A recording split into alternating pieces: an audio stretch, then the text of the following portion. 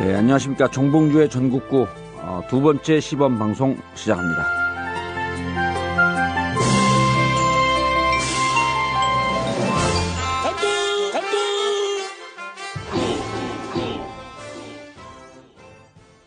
이정열. 네? 판사님.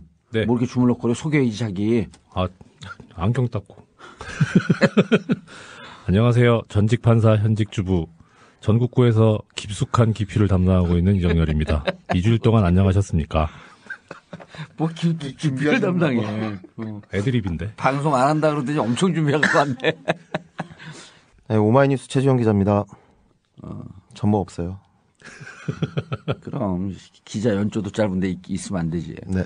지난번에는 그 시범 방송이고 재미없으면 이제 안 하겠다 우리. 그리고 반응 싸늘하면 안 하겠다. 근데 지난번에는 이렇게 저렇게 반응도 좋았어요. 서버 다운됐다는 소문 들었습니다. 그건 이제 조그만 한 회사, 서버 호스팅하는 한 회사고, 팟캐스트는 계속 1등을 달렸고, 계속 1등을 달렸고, 중요한 게 1등 제 딱 그 체질에 맞는. 그러니까 당신이 맞죠. 우리는 1등을 여기서 처음 해봤어. 근데 그 유튜브로 듣잖아요. 예, 유튜브에도 올라와 있다고 하더라고요. 근데 유튜브가 훨씬 더 많이 들어요.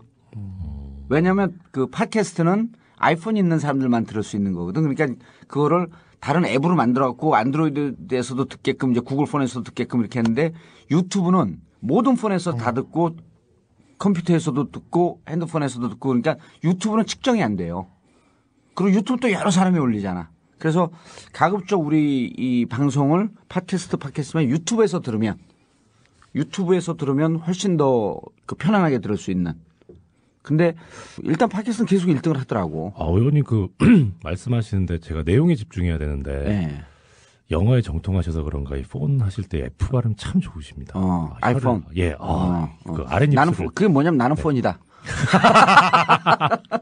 동사가 없잖아요. 네. 원래 생략하는 거야 그게. 그렇습니다. 그러면 역시 영어에 전통하셔서. 아이폰은 F가 아니라 P 발음 아닌가요? PH. 어디 무식하게. 진짜 아무리 기자라도 이게 기사 쓴다는데. 웃으라고 한 거죠. 웃으라고 한 거야? 네. 그렇지. 사람들 필리핀 그러지 않고 필리핀 그러더라고. 예. 그러니까 피 발음 맞아 그게. 지난번 그 방송 때 사실 저는 좀 걱정을 해갖고 그래서 말을 많이 하고 혼자 딜이 달린 거 이게 첫 방송인데. 그런 얘기 좀 있더라고요. 그러니까 낙검수 할 때는 정말 바닥에서 아무것도 없이 시작을 해갖고 이게 까먹든 말든 뭐 신경을 쓰겠냐. 근데 이 낙검수 시즌2라고 하는 얘기들을 하도 많이 했고 그것도 아닌데 사실은.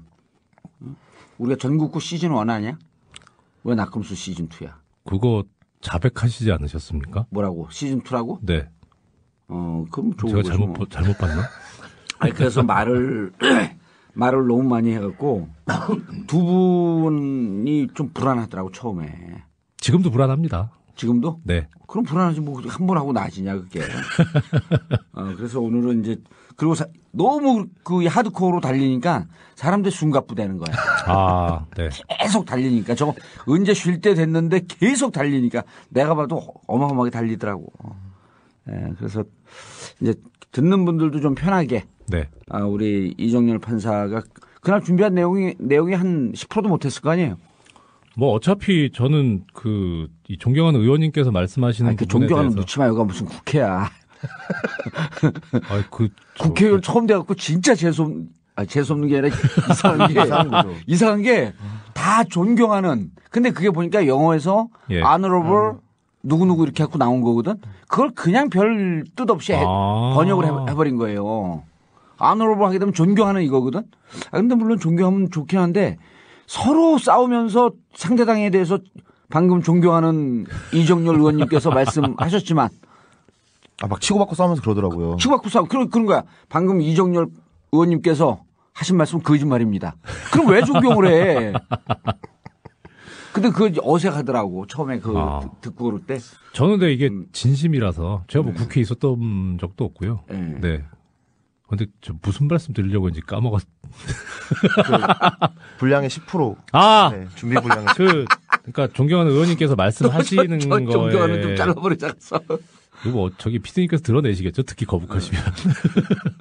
그 어떻게 이제 그 부분이 법률적으로 보완이 되고 뒷받침이 될 것인가 그런 거에 대해서 좀 고민을 했었기 때문에 언제 어떤 부분을 물어보실지 몰라서 그렇게 준비를 했던 것일 뿐이지 제가 뭐 어떤 얘기를 풀려고 했었던 부분은 사실 별로 없거든요. 맘 먹고 작심하고 풀었던 거는 편집에서 드러내버리시고 그래서 제가 삐지고. 그땐 삐졌어? 아 진짜요? 삐지죠.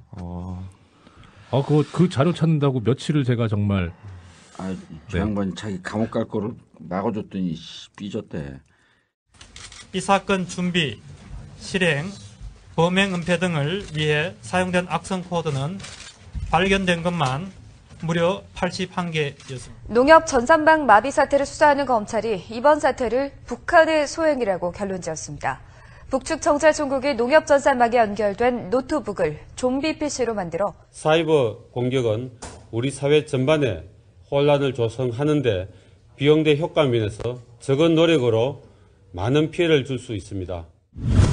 지난 11일 주간한국은 농협이 이명박 전 대통령의 상금 세탁을 도운 정황이 드러났다고 보도했습니다.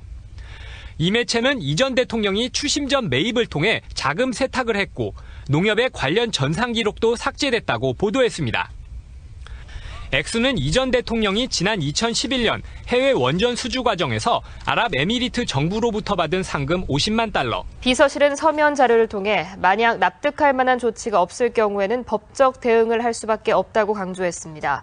비서실은 일부 언론이 명확한 근거와 사실 확인 없이 이 전 대통령과 관련한 괴담 수준의 허황된 내용을 기사화하고 의혹을 확대시킨 것은 매우 유감스럽다고 말했습니다. 그걸 어떻게 자금 세탁이라는 것은 돈을 빼돌려서 개인적으로 쓰기 위해서 하는 것인데 또 이런 것들을 보면 어떤 땐 저도 좀 언론 주식들만 안타까워요. 우리 대한민국의 수준이라는 게 지금 10대 무역대국에 들어가 있는 나라인데 대통령이 외국에서 상금 받은 거를 자금 세탁을 하는 무슨 여기가 무슨 아프리카 무슨 독재 국가입니까? 그러니까 좀 그런 면에서는 좀 이제 좀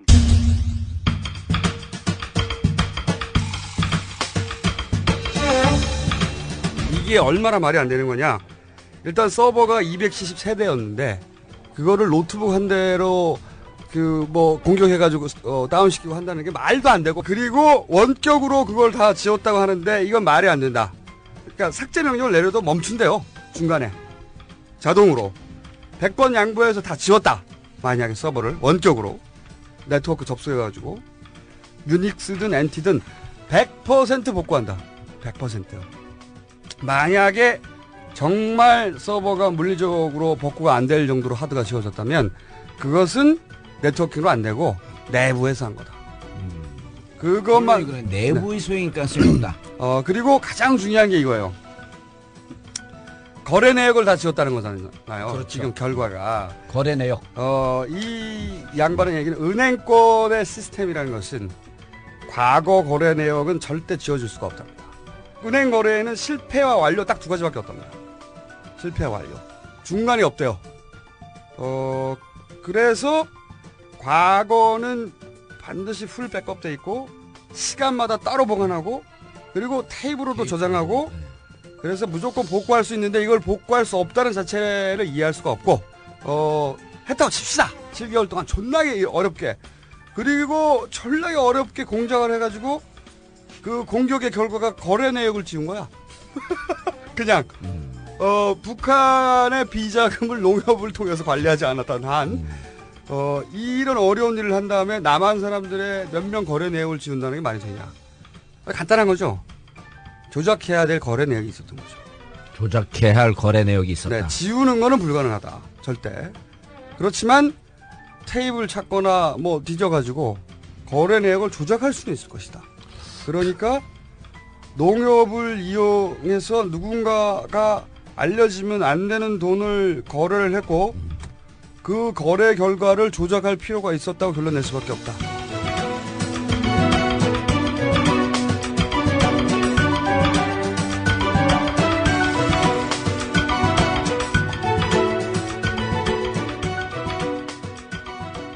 자, 좀 민감한 주제로 가보죠. 지난번에 각하가 자이드 환경상을 수상하면서 2011년 3월 27일이죠. 네. 자유도 환경상을 수상하면서 그 부상으로 받은 상금을 농협에서 상금 세탁을 하고 그리고 당시 농협 서버 다운됐을 때 그 기록이 사라졌다. 그런 보도가 뭐 있었죠. 주간지에 보도가 있었죠. 네. 한 일주일 동안을 들썩들썩했지.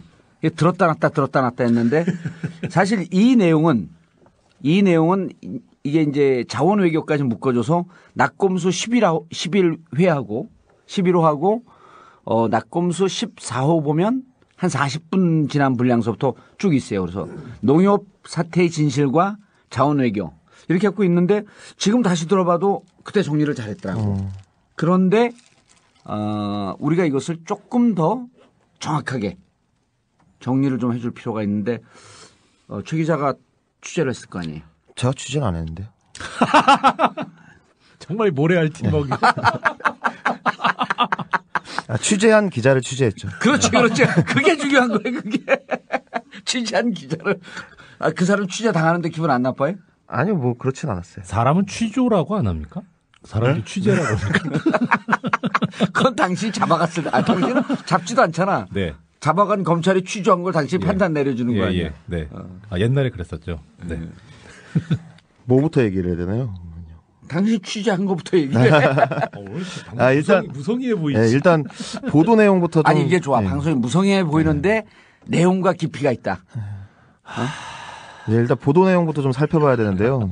보도 내용은 크게 두 가지죠. 그 맥락이 두 가지인데 하나는 이제 농협이 그 추심전 매입을 통해서 그 이명박 대통령에게 상금을 이제 미리 쏴줬다. 근데 이게 농협에서는 거의 일어나지 않는 되게 드문 사건으로 뭐 어떤 불순한 의도가 있는 게 아니냐라는 그런 의혹 제기가 하나 있는 거고. 그 불순한 의도라고 하는 게 그렇죠. 이제 상금을 세탁하려고 하는 의도가 있었던 거 아니냐. 네. 그래서 그거에 대한 근거로 이제 농협 그 해킹 사태 이후에 그 이명박 대통령의 거래 기록이 사라졌다. 이게 크게 두 가지 맥락입니다. 두 가지 맥락인데. 근데 추심전 매입이란 게 뭐예요?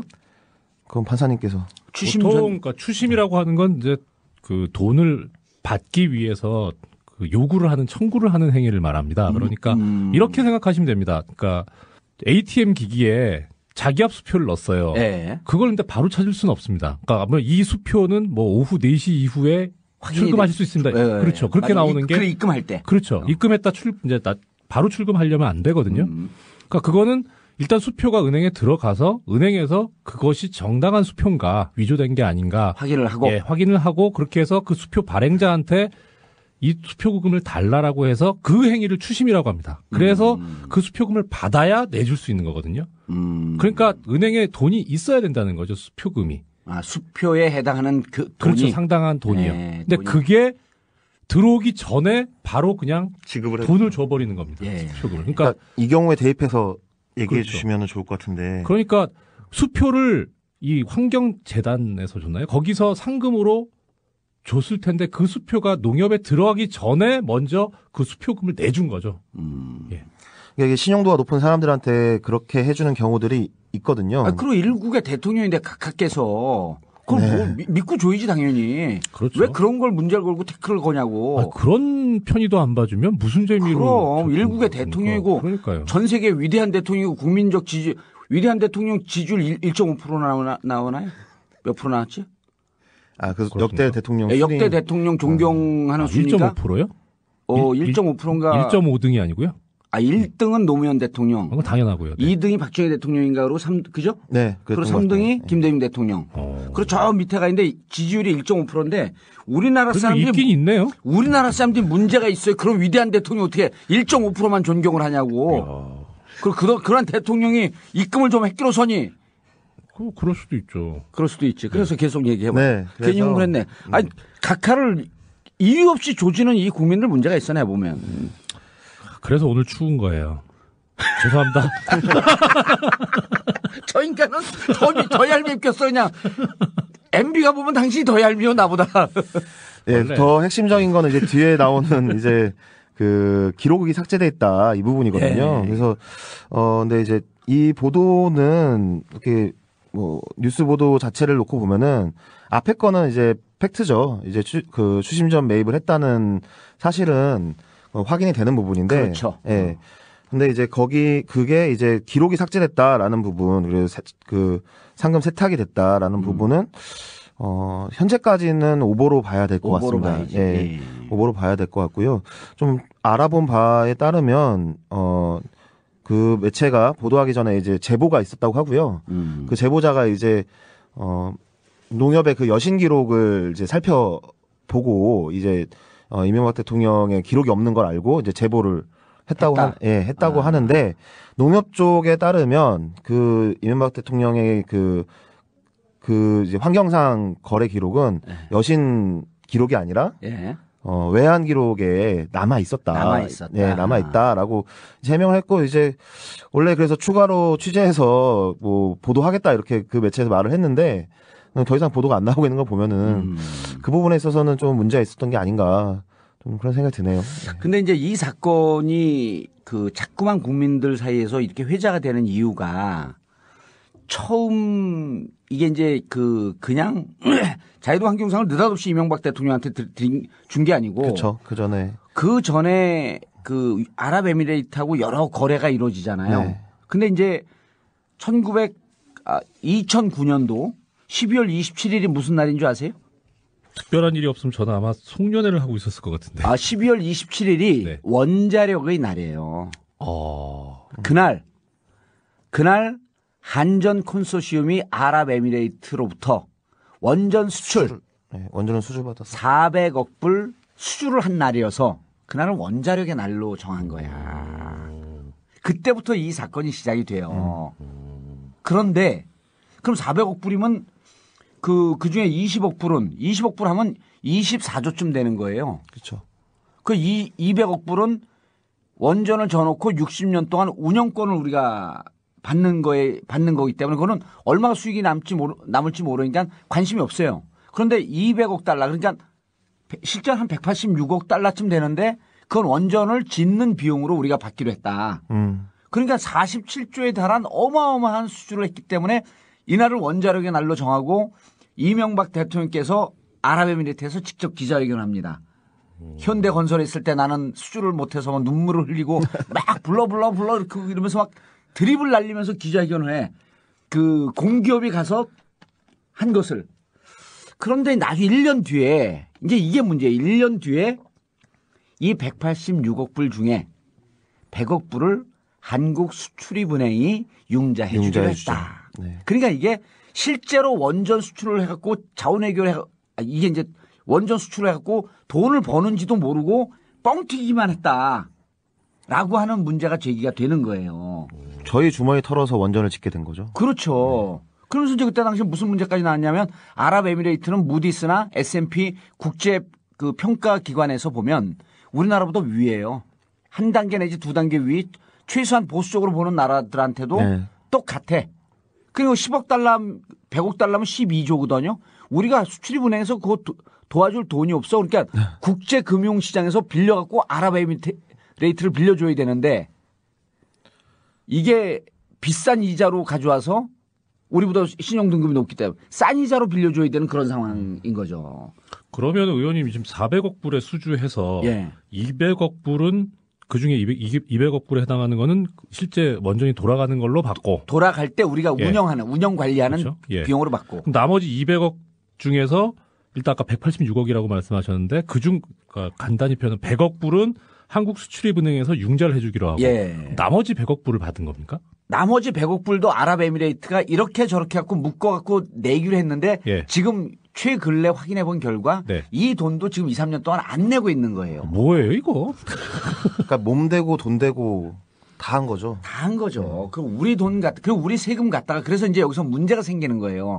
그러면 이명박 대통령께서 받은 자유도 환경상과 상금이라고 하는 것이 자연인 개인이 받았냐 그래서 아까 이 돈이 세탁을 했냐 이런 거보다 초점을 나는 이런 거라고 보는 거야. 이명박 대통령께서 자연인으로 가서 했으면 그 돈이 자기가 개인이 가지면 되는데 이건 국가 세금을 갖고 행정부의 수반으로서 업무를 수행하면서 그래서 대통령으로서 업무 수행을 하면서 수행을 통해서 받은 상금인데 이거를 과연 개인이 가져가는 게 옳으냐 옳지 않느냐라고 하는 것을 국민들이 의아하게 생각하는 거예요. 그러니까 법적으로 아무런 문제가 없어요. 네, 네. 없어요. 그리고 그 대통령 기록에 관한 법률 그리고 공직자윤리법 보면은 외국 수상한테 받은 선물, 대통령이 받은 선물은 다 국가에 귀속되게 되어 있어요. 근데 상금에 대한 규정은 없어. 네. 그것도 우리 법률 전문가. 네. 그래서 문제는 이제 포인트를 좀 정리할 필요가 있는데 네. 이걸 자금 세탁했다 기록이 사라졌다라고 하는 것보다도 이런 석연치 않은 원전을 수출하고 네. 결국은 그것 때문에 상을 받은 것이 아니냐라고 우리가 상식적으로 그렇게 그 추론할 수 있는 거 아니에요? 그러니까 저도 그 부분이 뭐 법률 부분에 대해서 말씀을 드리기 전에 처음 들었던 의문은 그거였어요. 왜 환경상을 받으셨을까? 이 자이도 환경상은 유명한 상이에요. 아, 그렇습니까? 원전 플랜트는 예. 이 원전 원전 찬성론자들 사이에서는 네. 원전은 엄청난 친환경 에너지라고 가라로 선전을 해요. 그래서 이해가 안 갔구나. 그거 이게 저는 원전이 환경을 망치는 건데 어떻게 그건 당신처럼 그 좌빨들이 생각하는 거고. 좌빨 아니에요, 저. 왜 그러세요? 아까 저거 보니까 라면 먹을 때 보니까 음료수를 옆에서 빨던데 왼쪽에서. 그랬나? 그 왼쪽에서 빠는 걸 좌빨이라는 거예요. 습관이라고. 생내적 좌빨이네요, 그러면. 원전이 친환경 에너지라고 주장을 하잖아요, 그들이. 그래서 자이도 환경상을 받은 거야. 그 4대강 사업, 녹색 성장 사업이라는 그런 것도 이제 상에 좀 반영이 돼 있더라고요. 반영이 돼 있어요? 네. 4대강도? 네. 그러니까 원전 수출한 게 근거가 되긴 된 거죠. 그러니까 이제 뭐 그런 친환경 에너지 사업을 이제 세계적으로 펼친 거, 그리고 국내에서 이제 녹색 성장 사업이라고 해가지고 이제 자연과 어떤 성장 이런 것들을 동시에 이뤄낸 업적 뭐 이렇게 되어 있더라고요. 근데 이거 그러면은 원전 수주는 한전에서 한 거 아닙니까? 한전 컨소시엄이요. 그럼 한전이 받아야 되는 거 아니에요? 그 상을요? 네. 근데 딱 그러니까 4대강도 들어가 있다 그러잖아요. 그것만으로 상을 준 건 아니라서. 4대강도 들어가 있고 충분히 상 받을 수 있어요. 그런데 네. 4대강도 개인이 한 게 아니잖아요. 그렇죠. 행정부의 수반 대통령이 자격으로서 한 거고. 제가 지금 한전 말씀드린 게 그런 거였어요. 그러니까 만약 그것 때문이라면 한전이 받아야 된다라고 하는 얘기는 뭐냐면 의원님 말씀하신 대로 대통령 자격을 갖고 받은 거 아니냐. 대통령의 업무를 수행했기 때문에 받은 거 아니냐. 저도 똑같은 의문이 들었습니다. 네. 그 의원님께서 역시 탁월하시고 좀 정확한 지적을. 자기가 왜 저래 진짜. 저건 연맥이는 거야. 칭찬하는 게 아니야. 그래서 이제 여기서 재밌는 게. 저기 엿에 관한 미필적 고의도 없어요. 정말. 말 자체가 누가 법령이니까. 이제 이게 저래도 쫄지 마. 최지용 기자. 왜냐하면 우리가 동네에서 조기 축구를 하잖아요. 네. 그럼 국가대표 출신들이 와서 공을 차기 시작해 같이. 처음엔 날라다녀. 3년 지나잖아요. 하향 평준화가 돼. 그래서 지금 법률 용어 맞고서 근데 저 인간은 끝까지 변호사인데. 그렇죠. 그게 좀 두렵다. 네. 두렵게. 어디 법무법인 오픈한다면서요? 2월 달 지금 예상하고 있는데요. 네. 법무법인 이름이 뭐야? 이름을 아직 못 지었어요. 노네임 무명 씨. 저 법무법인 전국구 지금 밀고 있는데. 좋다. 그리고 듣는 이 청취자 여러분들 참고로 우리는 광고는 하지만 않지만 PPL 간접 광고는 마구 들이댑니다. 이게 빨리 좀 뭐가 돼야 저도 좀 이렇게 좀 전국구 괜찮다. 예. 근데 말을 안 들어요. 제가 그렇게 별로 이렇게 힘이 없어가지고요. 예. 이 변호사 경력은 그럼 말을 안 들으면 지역구로 하자 그래. 자, 존경하는 의원님께서 정리하고 가시죠. 네. 그래서 근데 이게 이런 걸 한번 좀 참고 삼을 필요가 있어요. 그 해외 순방할 때 그 노무현 대통령이 2006년도에 그 몽골과 아제르바이잔 그다음에 UAE를 같이 가는데 수행원들에게 고가의 시계를 줘. 아랍에미레이트에서. 근데 그걸 다 거절을 해요. 이런 걸 우리가 받을 이유가 없다. 그러니까 대통령을 모시고 온. 받아도 되는데? 받아도 되는 거죠. 네.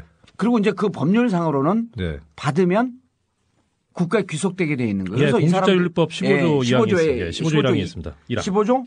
15조 1항. 그래서 다 국가에 귀속하기로 되는데 어쨌든 그 사람들이 당신들은 공무를 수행하지만 우리가 개인 자격으로 주니까 받아라. 개인 자격으로 주니까. 그거 개인 자격 이게 나오면 뇌물 비슷하게 되는데. 그런 거 하면 안 되는데. 아, 그런 거예요? 네. 개인 자격으로 준다라고 했는데 거절하다 결국 받고 예. 구경도 못하고 국가에 귀속이 돼요. 어휴. 그런데 이제 우리가 여기서 궁금한 게 국회에서 법률도 좀 개정할 필요가 있는 게 네.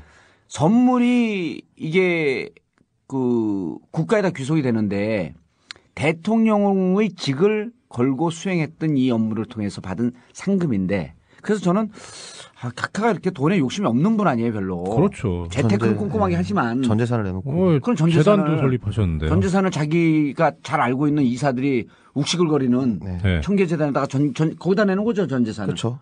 사위 환원이라고 안 하셨습니까? 사위 환원이라고 네. 누가 그랬죠? 사위 환원이라고. 네. 그 참 이상한. 근데 이제 말씀하시는 게 이제 그 깔끔하게 받은 상금을 국가에 귀속시켰으면은 아주 그 뭐 이런 논란이 일을 그렇죠. 여지도 없는 그렇죠. 상황이잖아요. 그리고 또 한 가지 아까 뭐 이것도 약간 다시 앞으로 가는 얘기인데 굳이 그 상금을 네. 왜 추심 전 매입으로 받았을까? 그러게요. 미리 왜 굳이? 그러니까 대통령이 국정 수행하느라고 바쁜데 네. 저 생각은 그래요. 추심 전 매입을 해서 받으면 그 추심하는 기간 동안에 이자를 더 받을 수 있거든요. 이것도 재테크인가요? 그렇죠. 그러니까 재테크라기보다 그것도 어차피 지금 이거 기부를 하기로 약속을 하셨었으니까 네. 기왕 기부를 할 거 더 많이 기부를 하기 위해서 이자를 좀 15일간의 늘려서, 이자도 늘려서 정말 이 기부 정신이 투철할 수 있다니까. 정말 각한 대단한 분이다. 예. 그리고 또 이런 것도 있을 거예요. 표정이 왜 그러세요? 이런 것도 있을 거야. 각하가 농협이 이 일을 처음 해봤대요.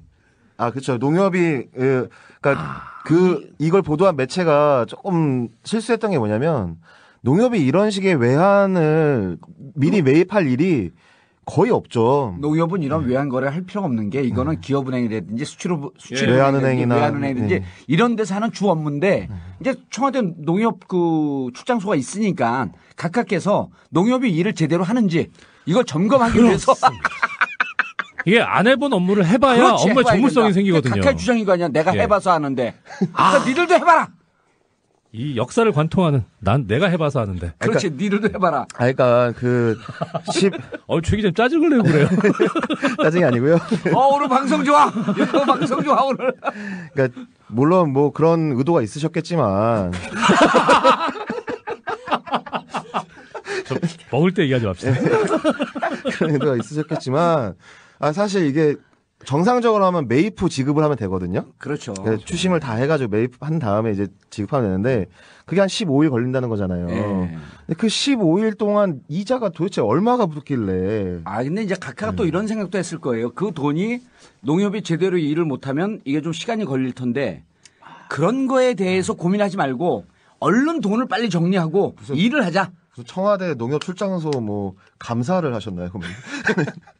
그 각하가 근데 이제 이런 걸 보면 이런 선리하고 좀 비교해 볼 필요가 있어요.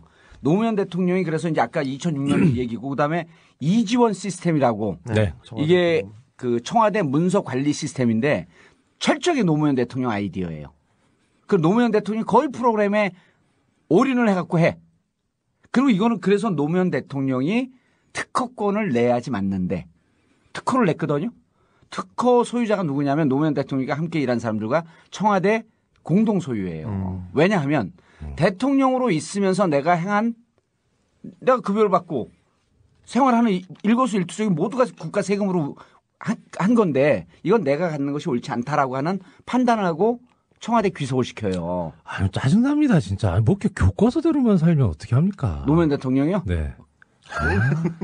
그래서 이렇게 대통령이 업무 중, 네. 직무 중 한 것은 상식적으로 국가에 이렇게 귀속되는 게 맞는 거 아닌가라고 의원님께서 계셨어야 법이 제대로 만들어지는 건데. 국민들을 이렇게 생각하는데 이거를 또 이런 의혹을 갖고 보도한 이 사람들 좀 문제가 있어요. 각하는 절대 그럴 뿐이 아닌데. 그럼요. 예. 법대로 하셨어요, 법대로. 예, 그래서 각하가 안녕하신지 제가 오늘 이제 토요일 녹음인데 내일 각하 둘레길, MB 둘레길도 쭉 돌아보면서 각하의 안녕을 기원하고 이런 것도 해 우리 미권수하고 일반 시민들이. 그런데 이게 여기서 끝나지 않습니다. 오늘 할 얘기는 아닌데 아랍에미레이트와 관계를 맺고 10년인가 11년에 아랍에미레이트의 유전 확보를 했다. 그러면서 또 자원외교의 성과라 그러면서 MOU 맺은 걸 갖고 석유를 확보했다. 라고 또 발표를 합니다. MOU요? 예, MOU를 맺고. 계약도 아니잖아요. 계약도 아니죠. 그래서 그것도 낙검수 14에서 살짝 다뤄주는데. 아, 복습을 했어야 되는데. 예, 근데 이게 문제가 뭐냐면 네. 이 광구에 대한 계약들이 올해 다 계약이 만료가 돼요. 다른 나라하고 다른 회사하고 한 게. 엑슨모빌, 쉘, 그다음 BP, 세계적인 이 석유 회사들 여기하고 올해 계약이 만료가 되고 그거를 우리나라가 가져올 수 있도록 되어 있다라고 한 것을 확보했다고 발표했거든. 그러니까 올해를 지켜봐야 돼요. 올해 봐야죠. 그래서 우리가 다음에는 자원 외교가 어떻게 되고 있는지. 그래서 이게 의원님 진짜 장차 이 아이템까지 다 확보를 해놓으시고. 아니 이거는 꼭 다 따져봐야 돼요. 왜냐하면 MB 집권 시절에 MOU 맺은 게 70몇 건이 돼요. 근데 실제 계약으로 성사된 건 한 건밖에 없어요. 75개요? 73건인가 그런데. 73건이. 아마 뭐 이런 70여 건. 이런 거 숫자가 틀리면 허위사실 유포야 아니야? 아니죠. 이렇게. 예. 그리고 뭐 숫자 뭐 틀릴 수 있는 거죠. 숫자 틀릴 수 있다. 근데 뭐 70건 잡고요. 네. 70타수 1안타입니까? 70타수 1안타. 이거 2군에도 못 두겠는데. 그래 MB 시절에. 그래서 요 부분은 아랍에미레이트 원전 수출 문제, 그다음에 상금 받은 문제. 네. 이거는 그 유전 확보로 넘어가기 때문에 이 우리 그 청취자분들께서 그리고 또 이 돈이요. 그 현재 청계재단으로 가지도 않았어요. 네. 개인 통장에 있고 이동관 그 비서가 뭐라고 발표했죠? 그 별도의 계좌에 잘 보관하고 이제 추후에 이제 상금의 취지와 맞는 곳에 기부할 예정이다. 예. 어디다가 기부를 하실지 왜 이렇게 한 지금 3년 가까이 그 고민하고 계시는데. 그러니까요. 그 김대중 대통령이 노벨 평화상으로 상금을 받잖아요. 이게 한 17억쯤 받는데 그걸 아태재단에 놓여요. 아태재단이 해체되거든요. 그 아태재단이 그 남북관계 공익적 재단 아니에요. 네. 해체되면서 김대중 평화재단으로 또 만들어요. 근데 아태재단이 해체될 때 상금을 돌려받아. 그리고 평화재단 만드는데 종잣돈으로 또 써요. 네. 그러니까 이런 돈으로 똑같이 무슨 생명수 친환경재단, 청계재단 말고 이런 걸 만드는데 종잣돈으로 쓴다든지 하면 국민들이 이런 거에 대해서 의혹을 안 갖죠. 4대강 보건사업 했으면 참 좋겠네요. 4대강 보건사업 쓰면 22조 넣은 것 중에 5억 넣고 나머지 어떻게 하려고. 4대강 만들어서 환경상을 받았는데 복원하면 그거는 복원해서 한번 수상 박탈 사유 아닙니까? 자, 그래서 이 부분은 자원외교하고도 연결이 되니까 좀 더 관심을 가져주시기를 바라는 마음에서 네. 각하를 음해하거나 혹은 각하가 이 돈을 빼돌렸다, 세금 세탁을 했다라는 이런 것은 발언은 좀 삼가고 자제해 주시길 바라겠습니다. 네, 부탁드립니다. 예, 당신이 덤이요. 저 법대로 하셨다고 말씀드렸잖아요. 네.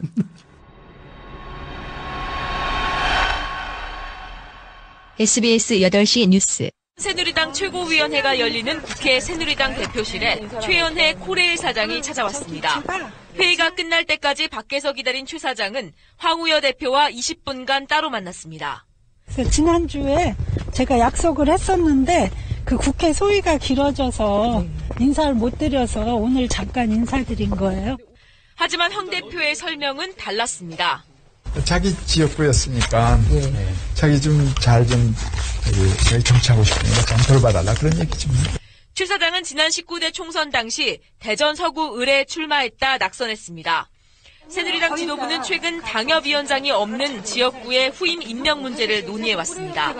이에 따라 지난해 10월 코레일 사장이 되면서 내놓았던 자기 지역구의 후임 당협위원장 선정 문제를 상의하기 위해 최 사장이 황 대표를 만나러 왔다는 관측이 나오면서 파문이 일고 있습니다.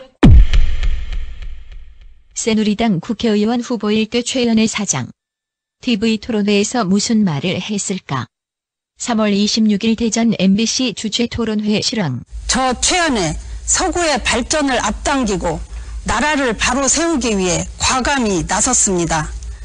여성의 섬세함과 겸손함으로 여러분의 삶을 직접 챙기는 생활 정치를 하겠습니다. 총선 때에는 서로 다른 당 후보로서 경쟁자였으나 대선 직전 선진통일당과의 합당으로 한 식구가 된 이재선 전 의원. 이제는 대전 서구을 새누리당 지역협의회를 놓고 최연애 사장과 한판 붙게 생겼는데 최연애 새누리당 후보. 이 토론회에서 이재선 선진통일당 후보와 일문일답을 주고받았는데 그런데 또 이명박 정부에서는 철도공사 중에서 알짜배기 KTX를 민영화를 추진을 하고 있습니다. 그래서 지금 국민적 반감을 많이 사고 있습니다. 누리당의 정책 기조는 국민의 반발에도 불구하고 이것을 밀어붙이고자 지금 하고 있습니다. 그런데 우리 최 후보께서는 철도공사 간부 출신으로서 또 누리당의 후보로서 이명박 정부가 이것을 밀어붙일 때 여당의 국회의원이 됐다 칠 때는 이것을 어떻게 막을 수 있는 방법은 전혀 없다고 생각을 합니다. 그래서 이번 그 KTX 그 분할 민영화 이 방안에 대해서도 저의 반대 의사를 명백히 한 적이 있고요. 또 우리 그 현재 새누리당의 비상대책위원회에서도 이 KTX의 분할 민영화에 대해서는 명백한 그 반대 의견을 그 발표한 적이 있기 때문에 자유선진당의 그 이재선 후보께서 걱정하시는 것처럼 뭐 여당의 국회의원이 됐다고 해서 이것을 막지 못한다거나 하는 일은 절대로 일어나지 않을 것임을 말씀드리겠습니다. 이때 이재선 후보 정권이 밀어붙이면 밑에서는 시키는 대로 해야지 어떻게 하겠나라며 전국을 찌르는데 그런데 당론이라는 게 있습니다. 그 당론은 누리당의 그 분들은 사실 그 당론을 거역할 수가 없는 거기 때문에 정부의 대통령께서 밀어붙이면은 여당의 국회의원이 함부로 막을 수 있는 입장은 아니라는 점을 다시 한번 강조해드립니다. 네, 알겠습니다. 여당 국회의원뿐 아니라 고래1 사장이 되면 더 그럴 수밖에.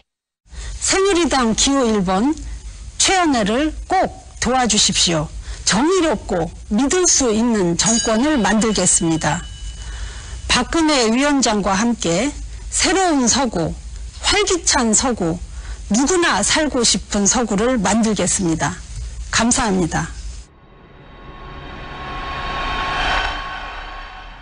저번에 했던 거 이어서 철도 한 번 더 다루신다 그래가지고. 그렇죠. 근데 내용이 완전 좀 틀리죠. 네, 좀 방향이 다르죠. 예. 저번에는 저희가 이제 민영화가 과연 그 문제를 다뤘다면은 이제 이 철도 노조의 파업 그 자체, 그 파업에서 벌어졌던 20일 넘게 진행됐던 되게 역사적인 파업이거든요. 이 파업에 참 우리가 해야 될 이야기가 좀 많은 것 같아요. 그게 포인트가 문제야. 그 정부에서는 악질적 파업이라는데 여기서는 역사적 파업이라고 그러고. 역사적 파업입니다. 역사적 파업에. 네. 원래 악질일수록 역사적이지 않습니까? 저 인간은 왜 자꾸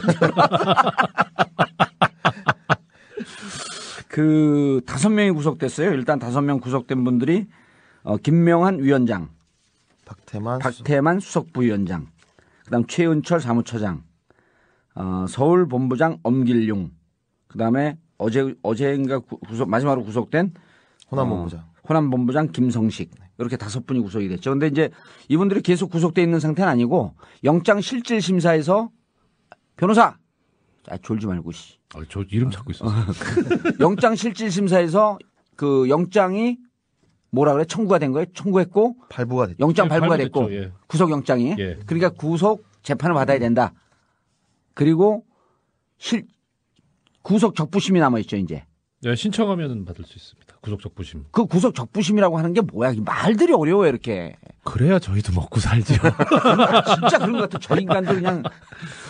한자 그대로 구속, 적부, 적당하냐 아니냐, 심사를 하는 겁니다. 구속이 적당하냐 아니냐 심사하는 게 구속 적부심입니다.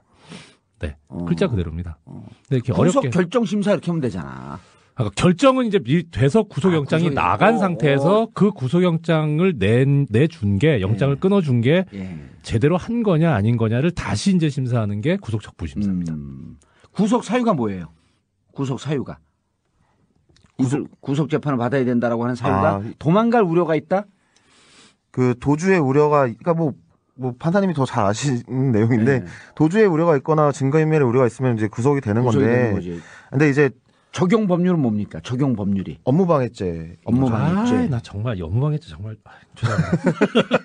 뭐 엿먹이로 혼자 엿을 먹고 먹이고 그래. 아유 속 터져서 정말.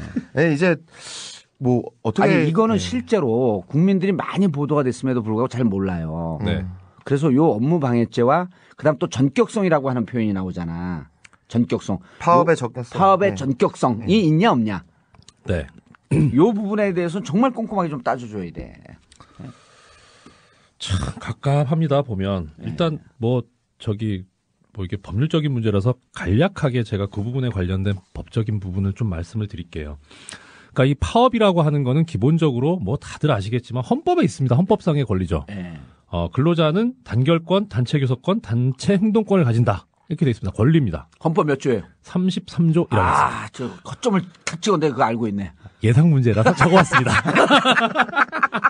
예상 문제를 잘 맞춰야 1등을 할 수 있다. 아, 헌법 33조의 노동자의 권익을 보호하는 네. 단결권, 노동상권, 예, 단체 교섭권, 단체 행동권, 단체 행동권이 보장되어 있다. 저 말도 약간 어려운 것 같아서 저도 이거 풀어놨는데 단결권은 노조를 만들 권리. 그렇죠. 단결하는 거죠. 교섭권은 예. 회사와 협상할 권리. 그렇죠. 교섭. 단체 행동권이 쉽게 말하면 파업할 그렇죠. 권리. 행동. 파업과 쟁의. 예, 쟁의행위라고 합니다. 쟁의행위. 그거를 이제 그 노동조합 관계 하위 법률인 노동조합 및 노동관계조정법에서 노조법. 단체 행동이라고 안 하고 쟁의행위라고 표현을 하고 있거든요. 아, 쟁의행위라고. 그렇죠. 예. 근데 몇 조? 2조 제6호에 있습니다. 에이씨. 노동조합법 37조 1항이야. 아, 그거는 쟁의행위의 기본 원칙이고요. 아, 기본 원칙이야? 또 쟁의행위의 정의 조항이 있습니다. 아, 쟁의행위란 무엇이냐? 네, 쟁의행위라 하면 파업, 태업, 직장 폐쇄, 기타 뭐에서 업무의 정상적인 운영을 저해하는 행위를 말한다. 이렇게 정의를 하고 있습니다. 정상적인 운영을 저해하는 정상적인 행위. 운영을 저해하는 행위를 말한다. 예. 그러니까 파업이라고 하는 것 자체가 업무의 정상적인 운영을 저해하는 걸 전제하고 있거든요. 그러니까 파업을 하면 무조건 업무 방해인 겁니다, 사실은. 근데 그걸 권리로 보장해주고 있는 거예요. 그렇죠. 조문에 이렇게 돼 있으니까 법조문에 이렇게 돼 있으니까 업무 방해로 하면 안 되는 거죠. 그러니까 뭐 그거랑 같은 겁니다. 뭐 비빔밥을 먹었다. 예.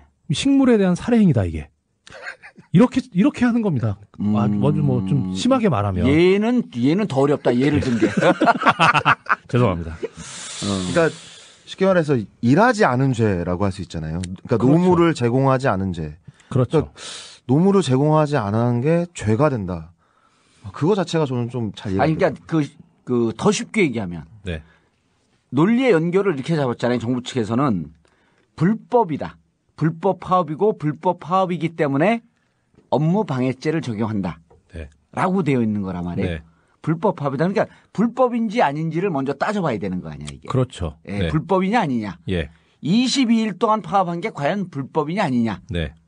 그게 상당히 근데 이 논리 순서가 뒤죽박죽입니다. 그러니까 지금 헌법하고 그걸 제가 말씀드린 이유는 뭐냐면 기본적으로 이거는 권리거든요. 그러니까 이렇게 해서는 안 된다라고 하는 금지가 의무가 아니고 권리이기 때문에 당신들이 할 수 있는 권리이다. 예, 그러니까 그냥 원래 가지고 있는 권리입니다. 파업할 권리가 있는 거예요. 노조를 조직할 권리가 있고요. 그러니까 그 권리를 행사했을 때는 아무도 시비를 걸면 안 됩니다. 내 권리니까. 근데 다만 그게 다른 사람한테 어떤 심각한 피해를 주는 경우에 그래서 민법에도 권리는 남용하지 못한다 이렇게 돼 있거든요. 권리를 남용하지는 말라는 거거든요. 그럼 제한이 가해집니다. 근데 지금 우리나라에서 이 노동 근로자의 권리에 관한 거는 권리로 해석이 되어 있는 게 아니고 일단 파업을 한다? 그럼 바로 불법입니다, 그냥. 그렇죠. 그러고 나서 따져 보니까 이게 요건이 맞으니까 정당한 걸로 탈바꿈하는 거꾸로의 형태를 가지고 있는 겁니다. 파업을 정당한 것으로 먼저 인정하고 예. 그다음에 불법성을 따져줘야 되는데 그렇죠. 예. 왜냐하면 헌법에 보장되어 있고 그렇습니다. 노동조합법에 보장이 되어 있기 때문에 네. 일단 파업을 하면 당신들 당연한 권리이다. 네. 다만 그 절차, 방법, 예. 목적에 있어서 이것이 불법이냐 아니냐. 그 목적은 이따 또 말씀드릴게요. 네. 그래서 깜짝이야. 씨. 그래서 그 부분을 먼저 파업의 정당성을 인정을 해주고 그 이후에 불법성을 따지는 것이 국제 노동 관례인데. 우리 법률 체계도 법률 체계도 그렇게 되어 있는데 예. 이 권력을 쥔 자들이 네. 운영을 하면서 이것을 거꾸로 하고 있다. 그렇습니다. 그러니까 이게 의원님 정부가 정확하신데요. 정부가 불법 파업이라고 말하는 게 불법이에요. 그 사람들이. 그렇죠. 외압이죠. 네. 그러니까 그 파업이 불법인지 아닌지 판단은 정부가 할 수 있는 게 아니거든요. 그렇지. 근데 이정열 판사가 법정에서 판결하고 그러는 거야. 근데 기본적으로 노동위원회가 네. 하게 돼 있고요. 네. 그게 안 되면 이제 또 법원에서 또 판단하게 돼 있는 게 파업의 불법성 여부인데 그거를 왜 행정부가 이 파업은 불법이다라고 권한을 넘어서는 규정을 해버리는 거죠. 그렇죠. 자, 그럼 하나씩 따져봅시다. 절차에 있어서는 지금 문제는 절차는 안 걸었죠. 절차가 불법성이다 이런 건 안 걸었죠. 다른 건 다 요건에 맞고요. 지금 목적만 가지고 시비를 걸고 있는 그러니까 거죠. 정당성 네. 그 노동쟁의가 정당하냐라고 하는 것을 네. 들여다봤더니 예. 절차가 정당하냐? 예. 아까 이제 37조 노동관계법 37조에 네, 37조 제1항이 예, 있습니다. 제1항이죠. 그러니까 절차가 정당하냐? 네. 방법이 정당하냐? 네. 그다음 목적이 정당하냐? 근데 네. 보니까 절차도 거쳤고요. 총회 거쳤고 네. 그다음에 조정도 거쳤고 다만 목적이 KTX 수소 자회사 분리는 네. 공기업을 정상화시키기 위한 국가 정책인데 네. 이 수소발 KTX 자회사를 분리를 반대했기 때문에 이건 국가 정책에 반하는 목적을 갖고 있기 때문에 불법이다. 라고 얘기한 거예요. 저도 정확한 워딩은 잘 모르겠습니다. 그거예요. 근데 일단은 그 방금 말씀하신 수소발 KTX 자회사 설립과 관련된 걸 명분으로 삼아 파업을 하는 것은 그것이 목적에 있어서 정당하지 않다라고 하는 그런 취지로 저는 이해를 했거든요. 예. 그러니까 뭐 같은 맥락입니다. 같은 맥락이죠. 네. 당신이 좀 어렵게 얘기했을 뿐이지. 저는 안 돼요, 이게. 그 아까 의원님 말씀하셨듯이 이제 목적, 뭐 방법, 절차 말씀하셨는데 그런 방법이나 절차는 참 다 거쳐져 있습니다. 제대로 지켜졌고요. 근데 여기서 법적인 문제를 하나 더 말씀을 드리자면 아까 말씀하신 대로 그 법률, 이 노동조합 및 노동관계조정법인데 뭐 저희 법률과는 줄여 노노법이라고 하느냐 법률이라고만 할게요. 그래 뭐 나올 법률이 그거 하나밖에 없으니까. 그 법률 37조 1항에 보면 쟁의 행위는 목적, 방법 및 절차에 있어서 법령 기타 사회질서 위반돼서는 안 된다 이렇게 돼 있습니다. 그다음에 방법이나 절차에 관해서 천천히 얘기해도 돼. 시간 많아. 네. 그거 빨리 해갖고 사람들 자꾸만 두 번 듣게 하지 말고. 저기 담배 한 대 피고 하면 돼요. 시간 많아. 아이씨. 네, 참고로 중간에 네. 광고를 잠깐 내보내면 네. 사람들 우리 이 전국구에 대해서 많이 오해를 해요. 전능하신 국민의 이익을 오해하는데 세 가지 원칙을 제가 정했어요. 첫째, 욕설하지 않는다. 좋습니다. 둘째, 성적 농담도 하지 않는다. 그럼 원래 안 하시지 않았어요? 근데 그 한번 논란이 된 적이 있었기 때문에. 네. 셋째, 네. 우리는 마초이즘을 배교한다. 이 마초이즘이 사회 권위주의를 만드는데 가장 핵심적 사상적 기반이 되거든요. 마초이즘 뭔 줄 알아요? 뭐예요? 담배 피고 오겠습니다. 이게 일종의 마초이즘이야. 그래요? 숨 좀 쉬고 오던. 그건 아닌데 어쨌든 남성 지배 사회를 우린 그래서 이런 걸 정말 철저히 지켜줘야지. 좋은 저는 우리 이 진보 진영뿐만 아니라 중도 합리적 보수 진영이 이 방송을 들어야 된다고 생각을 해요. 외연을 좀 넓혀야 될 거 아니야. 아님 말고. 예, 그러게 말입니다. 뭐. 얼른 얘기하세요. 이제. 네. 담배 피고 왔다고 치고.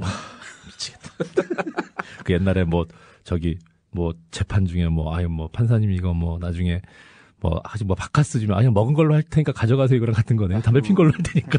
얘가 늘 더 어려워. 얘가 그치. 제가 기피를 담당하고 있어가지고. 얘가 더 어렵지. 얘를 듣는 순간에 더 헷갈려. 어디까지 얘기했더라? 네. 이 법률 37조 1항. 예, 37조 1항 관련해서 목적, 방법, 절차 이렇게 세 개를 두고 있거든요. 네. 이제 방법에 관해서는 일단 주체가 누가 하는 그 파업이 정당한 것이냐 해서 그렇죠. 주체를 노동조합으로 정해놓고 있습니다. 37조 2항에 있고요. 그 노동조합에 의해서 그 주도되지 않은 쟁행위를 하면 형사처벌을 받게 돼 있습니다. 그러니까 주체가 위반되면 형사처벌을 받게 돼 있고요. 방법에 있어서 폭력행위를 하면 안 되고요. 시설을 점거하거나, 내지는 안전보호시설에 대해서 그 유지 운영을 막거나 하여튼 그런 그 안전에 관련된 부분은 꼭 지키게 돼 있고 그걸 위반하면 안 됩니다. 이것도 위반하면 처벌을 받습니다. 그 다음에 절차에 있어서는, 그 노동조합의 어떤 조합원 총회에서 그 의결을 받아야 되는 그런 조항이 있습니다. 그걸 안 하게 되면은 그것도 처벌을 받게 돼 있고요. 노동조합은 특히 쟁행위를 하면서 파업을 하면서 쟁행위와 관련 없는 사람 또는 나는 그냥 일하겠다 파업 안 하고 근데 그런 사람이 그 사업장에 회사에 출근을 하거나 내지는 그 사람이 일하고 있는 걸 가서 야 하지 마 이렇게 방해를 해서는 안 됩니다. 이것도 어기면 처벌을 받습니다. 처벌을 받고 딱 목적만 남는데 그럼 어떤 경우에 파업을 하면 정당한 것이냐 이 법에 없어요. 없어요. 그냥 조문만 아까 말씀드린 대로 목적에 있어서 사회 법령이 위배되면 안 된다. 이렇게 하면 돼 있고 그럼 목적이 뭐냐? 법에 없으면 그럼 이제 이거는 제한이 안 되는 거죠. 그렇죠. 예. 근데 여기서 대법원에서 희한한 판례들을 계속 냅니다. 처음 나오는 게 이제 91년도에 판례가 나오는데요. 그거 좀 줄여갖고 얘기해. 네. 정신이 없어지기 시작했어. 아, 네. 목적이 있어서, 그러니까 이거 그 파업을 하려면 근로 조건과 관련된 것만 삼아야 파업이 정당하다는 겁니다. 다른 얘기 하지 마라. 예. 그러니까 임금 올려달라. 예. 아니면 뭐 근무 시간 줄여달라. 이건 좋은데, 구조조정하지 마라. 뭐 이번처럼 이거 민영화하지 마라. 이거는 파업의 목적이 돼서는 안 된다는 거죠. 네. 법에서 지금 제한을 안 해놓고 있는데 대법원이 판례가 그걸 제한을 해버리는 판례로. 거예요. 예. 근데 우리 참 고등학교, 중고등학교에서 열심히 배우는 헌법. 자, 그러면 법률에 기초해서 판결을 내려야 할 대법원이 네. 이 법률 조항에도 없는 것을 임의로 자기들이 판례 내용을 만들어 나갔다 이런 얘기 아니에요? 예, 저는 그렇게 생각합니다. 네. 당신이 그렇게 생각하면 네. 우리도 그렇게 생각해지. 우리는 법을 잘 모르는 사람. 그리고 우리는 법을 잘 모르고 법을 만들었던 사람. 노동법 학자들도 그렇게 얘기를 하고 있고요. 그렇죠. 네. 그러니까 법을 좀 여기서 목적이라는 게 괜히 들어가가지고 아니 목적을 넣었으면 그러면 어떤 목적으로 해야 된다라고 법에 명시를 해버리든가. 근데 얼렁뚱땅 목적이 들어가니까 그럼 이 목적은 뭐냐라는 걸 해석하는 과정에서 대법원이 그런 식으로 제한을 해버린 거예요. 제한을 해버려. 오히려 제한을 할 게 아니라 넓혀줘도 시원찮을 판인데. 예. 그래서 이제 그 문제 때문에 이 목적이 경영에 관련된 문제라든지. 네. 구조조정. 네. 그게 이제 그 경영에 관련된 예, 그렇죠. 문제 아니에요? 그다음 국가 정책. 네. 이거에 관련된 거는 그 판례 때문에 바로 정부에서 파업을 하자마자 하는 순간에 불법 파업이라고 딱 규정을 해버리는 거 아니에요. 네. 그런데 네. KTX 자회사 분사는요. 네. 보세요. 자회사 분사를 반대하는데 왜 반대하냐 하면 분사가 되면 코레일 수익이 줄어들잖아요. 그렇죠. 수익이 줄어들면 어떤 일이 발생되냐면 임금이 동결이 됩니다.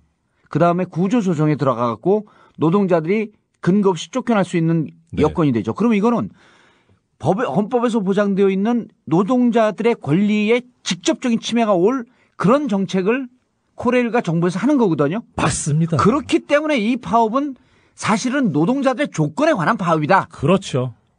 라고 얘기를 해야 되는데 네. 이 목적이 국가 정책에 반하기 때문에 불법이다라고 하는 거는요. 국가보안법에 보면 제일 나쁜 조항이 뭐냐면 고무찬양 제한이에요. 예, 찬양고무. 아무 때 갖다 찬양고무인가요? 고무찬양이 아니라? 찬양고무를. 찬양고무예요? 네. 아무 데 갖다 붙여도 고무찬양이 다 되는 거예요. 그래서 노동자 파업하는 분들은 이러더라고. 국가보안법보다 더 악법이다. 아주 예. 저 판례가 정말 죄악의 진짜 판례죠. 대법원이 아주 그냥 작심하고 기억과 편을 드는 겁니다. 근데 말씀하신 대로 이게 뭐 철도뿐만 아니라 제가 정말 기회가 된다면 그 총리나 뭐 대통령이 한번 여쭙고 싶어요. 불법이 아닌 파업이 있느냐 과연 한국 사회에 다 불법에 네. 파업하면 불법이 아닌 파업이 과연 있느냐 이것부터 묻고 최 싶어요. 기자님 물어보셔도 대답 안 할 거예요. 근데 이제 결국은 이게 완전 시나리오처럼 돼버렸거든요. 네. 그렇죠. 노조가 파업을 한다라고 하면은 일단 불법으로 규정을 하고 그다음에 업무방해죄로 고소를 하고 업무방해죄로 고소가 되면은 경찰이 수사를 하면서 노조의 파업을 방해하고 수배를 내리거나 뭐 이런 식으로 해가지고 파업이 끝나면은 징계하고 그다음에 손배소 때리고 이게 완전히 뭐 하나의 시나리오로 되어 완전 있죠. 시나리오처럼 돼 있어요. 네. 이게 지금 그래서 이제 여기 그 파업 전에 12월 2일서부터 12월 5일까지 코레일 경영 그 대책 회의를 합니다. 이 문건을 보면요. 거기서 이제 대응 시나리오를 쭉 하면서 파업 대비라고 하는 문건이 일부 나오고 다 불법 파업에 대비하여 파업을 하기 전에 이미 불법으로 규정을 하고 있는 거야. 네. 그래서 근데 이제 불법이기 때문에 불법 파업이니까 불법이 아니면 업무 방해죄를 적용을 못 합니다. 그렇죠. 불법 파업이기 때문에 너희들은 업무를 방해했다. 네. 그래서 업무 방해죄를 이번에 적용을 한 거죠. 네.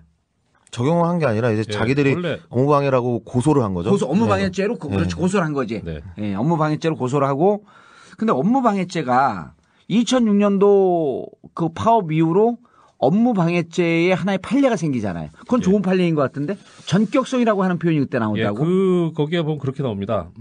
2006년도 철도 노조 파업에 관해서 2007년도에 대법원에 접수가 돼서 그 판결이 2011년에 나옵니다. 2011년에. 네. 예. 그 문장에 보면은 파업이 언제나 업무방해죄에 해당하는 것으로 볼 건 아니고 뭐 전후 사정이나 이런 거 봐가지고 예측할 수 없는 시기에 전격적으로 이루어져서 사업 운영에 심대한 혼란 내지 막대한 손해를 초래하는 등으로 사업 계속에 관한 자유의사가 제압되거나 뭐 하여튼 뭐 이런 식으로. 많이 어려워. 그러니까 이런 거죠. 장사 더 못하게. 예. 파업이 우리가 파업을 할 테니까 준비를 좀 해라. 네. 예를 들었고 이번에 시멘트 같은 경우도 3일 동안 미리 비추겠다 그러잖아요. 예. 이렇게 충분히 준비해서 국민들에게 피해를 보지 않도록 우리도 그 최소한의 필수 유지 업무 인원을 놔두고 이렇게 파업을 할 테니 대비를 해라라는 얘기를 하지 않고 느닷없이 뒤통수를 쳐버리는 거야. 예. 전격성이라고 하는 말이 그렇죠. 전광석화처럼 예. 뒤통수를 빡 치는 경우. 뒤통수를 빡 치는 경우. 이런 경우는 아닌 밤중에 홍두깨. 아닌 밤중 이런 경우는 업무 방해죄에 해당된다. 네. 그래서 2011년 그 판례가 나오잖아요. 네. 2009년도에 허준영 2009년 파업 2009년도에 허준영 뭐죠? 허준영 사장이 와서 5,115명 인원 감축을 지시를 해요. 근데 파업을 해. 인원 감축 구조 조정하니까 파업을 해. 그 파업할 때 또 그래. 이건 경영에 관한 건데. 예. 이 노동자들을 자르면요. 나머지 있는 사람들의 노동 강도가 세지잖아요. 그러니까 노동 조건에 관한 문제야. 근데 5,115명을 자르겠다고 해놓고 파업을 하니까 이건 경영에 관한 문제이기 때문에 불법 파업이다. 해갖고 169명 얼마예요? 179명이야? 169명. 169명이 고발해갖고 재판에 넘어갑니다. 그 사람들이 줄줄이 무죄가 되고 그래서 지금 남은 게 한 40여 명밖에 없는데 약 한 120여 명이 130여 명이 2011년 판례 때문에. 예. 그러니까 전격성이 없다 이거는. 그러니까 전광석화처럼 하지 않고 충분히 예고하고 준비를 시켰다. 해서 그분들이 줄줄이 무죄가 됩니다. 네. 근데 이제 그건 참 거기까지 좋았는데요. 요번 파업을 봐야 돼요. 요번 파업에 그럼 그렇게 했으면은 그 뒤로는 이제 그런 그 전에 잘못했던 거를 다시는 하면 안 되잖아요. 근데 요번에 파업 과정을 보면은 처음에 체포영장이 떨어진 것부터 해서 이분들이 사실 파업이 끝나면은 내가 자진해서 경찰서 가서 조사받겠다라는 의사를 다 표한 사람들이거든요. 철도 지도부들이. 그렇죠. 근데 이 사람들에게 법원이 체포영장을 발부를 하고 그러고 나서 이제 몇 명이 체포되고 나니까 이제 구속심사를 하죠. 예. 2명이 먼저 구속이 됐어요.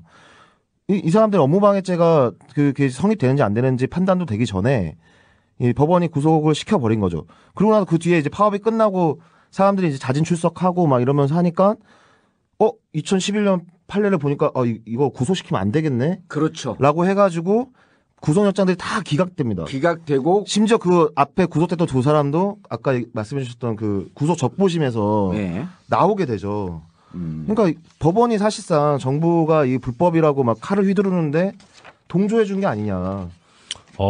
결과적으로 그런데요. 제가 보기에는 해봐서 아는데 이 판례를 몰랐을 겁니다. 판사들이.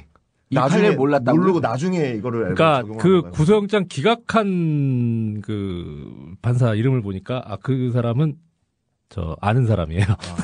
판례를 알만한 사람이고. 아니 근데 우리가 이제 추론인데 네. 모르진 않았고 이 판례를 모르진 않았어요. 법원은 추론입니다. 네네. 이걸 몰랐던 것은 BH 청와대나 정부 사이드에서 몰랐죠. 뭐 거기도. 예, 거기는 그러니까 딱 두 가지였었거든. 네. 이번엔 노조 손봐라. 무조건 KTX 자회사 분리를 통해서 민영화의 밑그림을 놔라. 이런 정책이었거든 처음부터. 정책이었을 거라고 추정을 하는 거지. 그러니까 제가 그렇게 말씀드리는 이유는 뭐냐면요. 그러니까 이게 업무 방해죄가 성립한다고 해서 체포영장이나 구속영장을 청구를 하려면 검찰 쪽에서 죄가 있다고 주장을 하는 거기 때문에 검찰 쪽에서 증명을 하고 이런 사실관계를 얘기를 해야 되거든요. 그러니까 이 파업이 전격성이 있다. 하고 사실관계와 자료를 내야 돼요. 근데 그거를 했으면 근데 지금까지 알려진 사실관계는 다 이게 전격성이 없지 않습니까? 그러니까 그거를 검찰이 안 했을 거예요. 근데 그런 걸 안 했으면 이거 전격성에 관한 여부가 소명이 안 됐으니까 그걸 더 밝히라고 하든가 영장을 기각을 해야 되는데 이후에 기각이 된 사유가 그렇죠. 그러니까 이 법원이 정말 부끄러운 줄 알아야 돼요. 이게 자기들이 이게 어떻게 모르고 이거를 사람을 구속시키고 모르는 것으로 추정되는. 저는 모르고 한 거예요? 그러니까 두 가지 다 부끄러운 줄 알아야죠. 몰랐을 가능성이 상당히 알고도 높습니다. 그렇게 했다고 한다면 정말 정권에게 휘둘리면서 그냥 앞잡이 노릇을 한 것밖에 안 되는 거고요. 그렇지. 모른다면은 법원으로서 자격이 없는 거죠. 예. 둘 다 이거는 정말 부끄러운 일입니다. 진짜. 모를 수도 있죠. 그런데 이제 노조가 갑자기 또 우리가 분명하게 좀 짚어주고 가야 될 게 전격성 그러니까 전광석화처럼 했냐. 네. 이쪽 코레일 사측의 대응 문건을 보면요. 12월 2일 날 비상 경영회의를 해서 파업 대비를 합니다. 그다음 12월 3일 날은 뭐 연차 휴가를 못 쓰게 하고 그다음 12월 4일은 파업 대비 안전 대책을 또 세워요. 아니 파업을 모르는 사람들이 그러면서 모든 문건에 보면 D-5, D-4, D-Day까지도 정해놓고 난 다음에 이게 전격성이 그냥 너무 느닷없이 해갖고 우리가 D-5, D-5, D-4 이렇게 쭉쭉 가요. 아니 저기 회사 쪽에서 파업하라고 날짜를 정해준 겁니까? 그런 거나 똑같은 거죠. 업무방해 교사네요. 그리고 이제 결정적인 게 여기 나와. 12월 5일 날 네. 어느 지부에서 여객 분야 비상수송 대책이 나오는데 거기에 비상수송 열차 교본표가 배부가 돼요. 야. 이 파업을 하면 이 교본에 근거해서 열차를 운행하라 하면서 어느 선은 운행 중지하고 어디는 계속 운행하고 이게 한 20-30페이지짜리 꼼꼼하게 짜갖고 열차 교본표, 운행 교본표. 코레일 회사 그 경영진에 점장이가 있다. 점쟁이가 있다. 점쟁이가 있다. 네. 파업을 예측을 하고. 예, 언제 할 거다 확실히 한다. 아니 언제 할 거라고 예고했어요.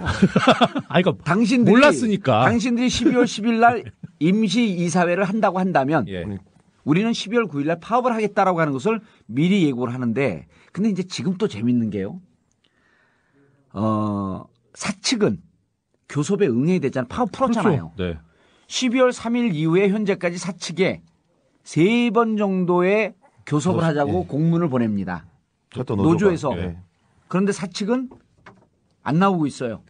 날마다 유선상으로 통화를 합니다. 빨리 교섭하자. 사측은 그 와중에 뭐를 하고 있냐. 교섭 파트너인 위원장을 구속시키라고 고발합니다. 그럼 교섭 안 하겠다는 거거든요.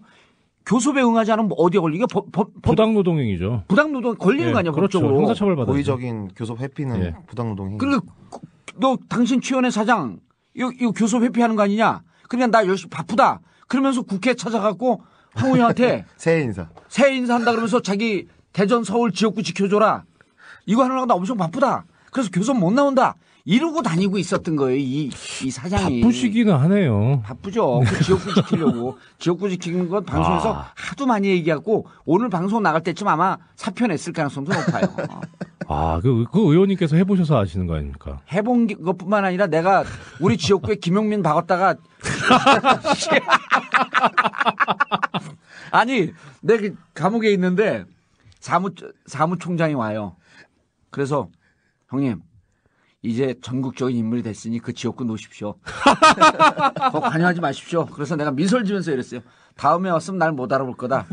내 기름 뒤집어 쓰고 화상 입고 있을 테니까 알아서 해라. 그러니까 그러더니 가갖고 바로 김용민 공천을 해버린 거야. 그런데 나중에 모든 방송 매체에 나와서 참 내가 잘못했다. 그 지역을 놓고 큰 정치하려고 이미 10년 동안 피선거권 없는데 이거를 하지 말았어야 되는데 이걸 최연의 사장에 가서 또 배운 거야. 자기 지역구 대전 서울 잘 보살펴 달라고. 근데 재밌는 건요. 이걸 황운여 대표하고 홍문종 사무총장이 까발렸어. 그게 참 이게 예술이에요. 그게 재밌는 거죠. 왜요? 진짜. 울트라 그레이트 빅녀을 최연한테 빡 먹인 거야. 당신은 이 코레일 갖고 잘 해결하려고 했는데 넌 이제 다 써먹었으니까 넌 이제 써먹을 일 없어. 아이고 어머니의 심정으로 회초리를 드신 분을 그렇게 해야죠. 어머니의 심정으로 회초를 그래서 그랬을 거라고 우리가 추정하는 거죠. 그렇죠. 왜냐하면 황운여 대표가 그 지역구 좀 배려해 달라고 한 거죠. 뭐 이렇게 기자한테 얘기를 했어요. 그러니까 이쪽에서 그런 일이 없다라고 이게 그 진실 게임으로 넘어가려고 그러는 찰나에 홍문종 사무총장이 와서 부탁한 거 맞다. 그러니까 자식 감옥 보내놓고 쇼핑 가는 거예요, 어머니가. 아니 근데 또 수발할 물건 사러 갈 수는 없지. 아니 저기 최 기자님이 예를 들면은 가만히 계시고 제가 아니 이것도 어려웠는데 이것도 좀 어려운데 당신 거보다 조금 덜 그 어렵고 좀 살짝 와닿았어 이거는. 근데 그 순간에 한 1년 동안 우리 집사람하고 어머니 쇼핑했을 텐데. 하셔야죠. 예, 그래서 이 부분 그러면서 지금 사측에서 정말 잘못하고 있는 게 이분들이 이 문제 빨리 풀자. 라고 하면서 노동조합 측에서 계속 교섭을 요구해요. 예. 교섭에 응하지 않고 있습니다. 지도부 들어갈 때까지 기다리는 거죠. 그렇지. 그리고 이게 제가 보기에는 적부심에서 나올 가능성도 높아요. 그런데 지금 노조에서 이 방송에 나올 때쯤에 결정이 났을 텐데 아마 재파업 결정했을 가능성이 높습니다. 2차 파업. 2차 파업. 근데 그거는 바로 하는 게 아니라 조직을 추스리고 그렇죠. 한 3월 정도에 춘투하고 임금 투쟁하고 같이 묶여갖고 재파업할 가능성이 아마 방송 나올 때쯤 결정이 됐을 때 재파업. 의원님께서 지금 이렇게 또 말씀하셨으니까 전격성이 없는 거죠. 그렇죠. 근데 난 노조가 아니잖아. 예? 난 3자 개입으로 또 가는 거 아니야? 3자 개입 금지 없어졌어요. 없어졌어요. 그럼 4자 개입으로 바뀌었나? 아니 이렇게 썰렁하게 당신이 농담을 해. 당신이 이렇게 해. 아유, 아침에 뜨끈한 컵라면 먹었는데 그렇게 냉면 먹은 따지면은 기분이. 철도노조는 지난해 8월에 파업을 결정을 했어요. 예. 조합을 총투표로. 파업 결정하고 나서 4개월 동안 준비해가지고 파업에 들어간 거거든요. 근데 그거를 사측이 몰랐다. 이게 우리가 너무 감당할 수 없는, 대비할 수 없었다라고 말한다는 거는 또 자기의 무능을 또 고백하는 것밖에 안 되는 거죠, 사실. 무능한 건 맞지 않아요? 무능하면 안 되죠, 공기업이. 그렇긴 무능하니까. 아니 근데 저는 이번에 파업하는 걸 보면서 그리고 이분들이 이후에 대응하는 걸 보면서 참 성숙되게 잘 대응한다. 그렇죠, 이번에. 깜짝 놀랐어요. 그러니까 이렇게 막 보통 국민들이 파업하면 막 무대뽀로 밀어붙이는 것 같은데 훨씬 더 사측보다 세련되게 잘 준비하면서 미리 예고했고 실질적으로 국민들에게 피해가 적게 가면서 자신들의 요구를 관철시키려고 하고. 그래서 저는 처음에 이분들이 국민의 철도를 지키기 위해서 파업한다라고 했을 때 사실 좀 파업하면서 뭐 저런 얘기를 하냐. 근데 이분들 취재하고 이분들 만나보면서 이분들 진정성에 가슴이 먹먹해지더라고. 저는 뵌 적은 없지만 그 진정성 측면에서 저는 이해가 가는 것이 일단 공기업이라는 데는 수익이 나면 안 되는 데지 않습니까? 그러니까 수익이 안 나기 때문에 공기업을 만들어 놓은 거예요. 그렇죠. 국유를 하든지. 수익을 목적으로 하면 안 되죠. 그렇죠. 수익을 내는 대신에 국민들의 편익을 그렇죠. 신장시켜야죠. 그렇죠. 말 어렵게 잘한다.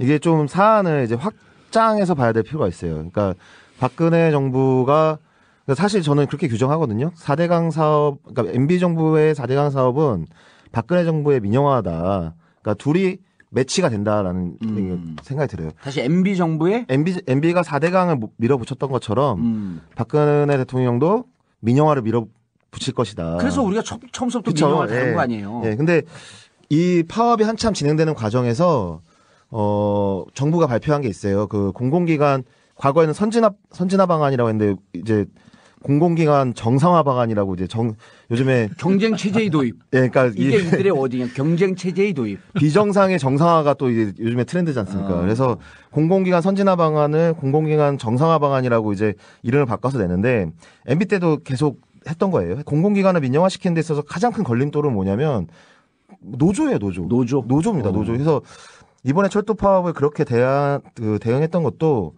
결국 거기에 의도가 있다라는 생각이 드는데 이 노조를 무력화시키는 방법 중에 하나로 그 공공기관 정상화 방안에 보면은 공기업들이 이제 평가를 받잖아요. 쭉 다 평가를 받는데 이 평가 항목 중에 뭐가 있었냐면은 노조의 쟁의 행위가 일어났느냐, 있었느냐, 없었느냐가 그리고 또 강도가 많으냐, 적으냐 이것까지 다 평가가 들어갔죠. 그렇죠. 여기 평가가 다 들어갔었어요. 뭐냐면 이제 회사 입장에서는 쟁의 행위가 일어나면은 평가 점수가 떨어지는 거예요. 떨어지기 때문에 쟁의가 일어나지 않게끔 노조와 대화하거나 협상하거나 그렇게 할 수 있어야 되는 상황이었는데 요번에 정상화 방안 하면서 그 항목을 없앴습니다. 그러니까 이제 노조가 파업을 하더라도 공기업이 점수를 깎이지 않는 거예요. 점수가 깎일 부담이 사라지는 거예요. 그러면은 너네 파업해라. 나는 손해볼 거 없다. 너네 이 기회에 너네 한번 죽어봐라 하고 강경 일본도로 대응할 수 있게 길을 열어준 거죠. 그러니까 이 민영화 과정에서 이 가장 큰 걸림돌인 노조를 제끼기 위해서 이 박근혜 정부가 공공기관 정상화 방안에 그런 내용까지 포괄시켰다라는 생각이 들고요. 그 전에는 이 쟁의행위를 했냐 안 했냐 이 부분이 평가 항목에 들어 있었기 때문에 어떻게든 구슬리려고 했는데 그렇죠. 예. 지금은 그게 빠졌기 때문에 부담이 없어요 이제. 예, 괜히 뭐 노조 마음에 안 들면 그냥 쟁의행위 하라 그래서 어차피 불법 파업으로 규정할 거니까. 네. 그래서 이번에 이제 철도 노조 파업과 관련한 이제 이것과 연동된 얘기인데 한간에 무슨 소문이 있었냐면 사측에서 너네 언제 파업하냐면서 계속 물어봤다는 거예요. 교사범이네요. 이번에 파업은 예. 저쪽에서 이제 이렇게 정책적으로 길을 열어놓은 것도 있지만 너네 파업해라 그래서 이번 파업은 사실은 유도된 측면이 있다. 그런데 그래서 내가 아까 참 성숙하게 대응을 잘했다라고 하는 게 이번에 파업을 통해서 일타 쌍피를 노린 거예요. 노조를 치고 KTX 이번에 그 민영화 시키는 게 딱 두 가지거든요. 이제 우리가 곧 하겠지만 의료도 네. 자회사 설립이에요. 그다음에 경쟁 체제 도입이야. 민영화는 딱 두 가지 워딩이야. 자회사 설립과 경쟁 체제 도입. 그러면 이게 민영화거든요. 민영화로 간다라고 우리는 주장하고 있는 거 아니야. 우리도 자회사 설립하죠. 본회사도 설립 못했는데 무슨 자회사 설립을 하냐. 그래서 이번에 파업을 할 때 사측에서 계속 물어보길래 노조에서 이건 저들이 파업을 유도하고 있는 거다 했는데 문제는 뭐냐면 이분들이 파업을 하면서 철저하게 법적 틀을 벗어나지 않으려고 노력을 했고. 야, 그 좁은 법적 틀. 예, 그 좁은 법적 틀. 목적성은 어차피 피할 수 없는 거니까. 그리고 그 와중에 이 파업에 대해서 민영화 반대한다라고 하는 전폭적인 지지를 보내준 촛불 국민들의 이 지지가 이들의 파업을 지금 제가 보기에는요 5명 구속됐지만 이거 성공의 기틀을 마련해 놓은 거나 다름이 없어요. 왜냐하면 이분들이 파업으로 인해서 전국구가 더 빨리 출범을 한 거예요. 그래서 저만 죽어요.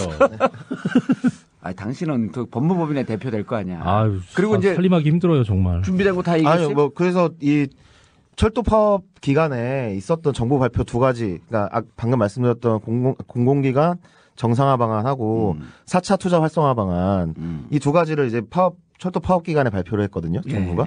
4차 투자 활성화 방안에 나와 있는 내용이 이제 아까 말씀해 주셨던 의료 민영화라기보다 의료 영리화. 의료 영리화. 네, 의료 영리화.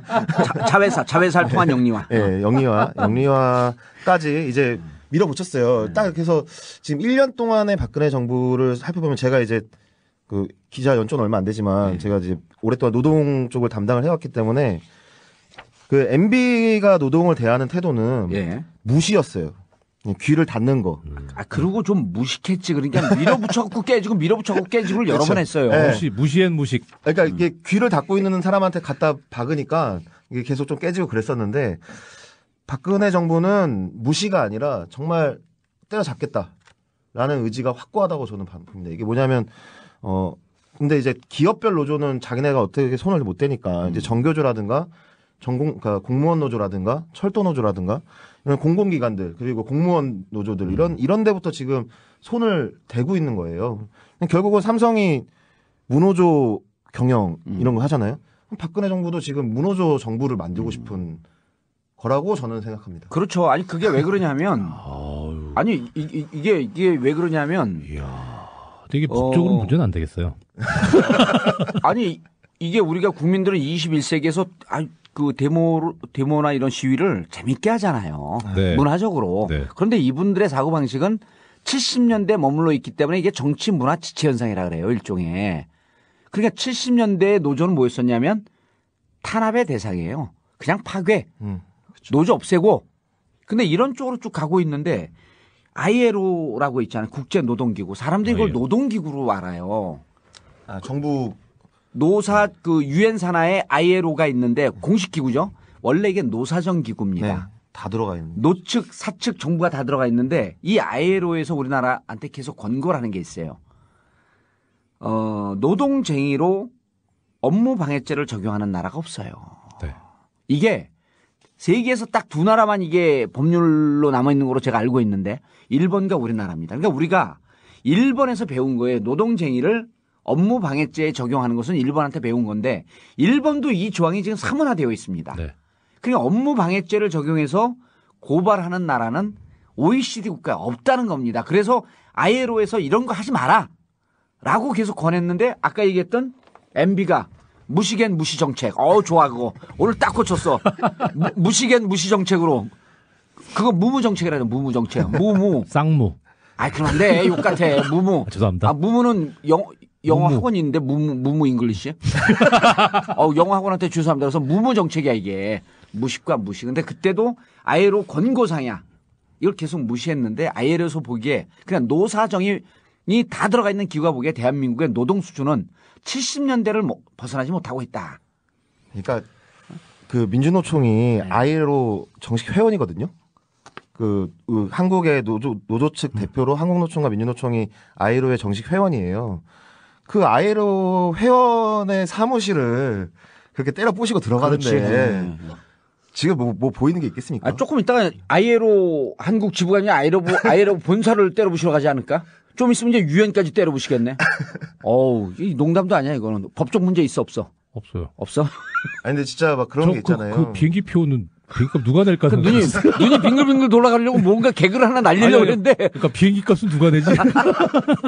그 기업하기 좋은 나라 말고 일하기 좋은 나라라는 만약 지표가 있다고 한다면은 한국은 과연 몇 위 정도 할까?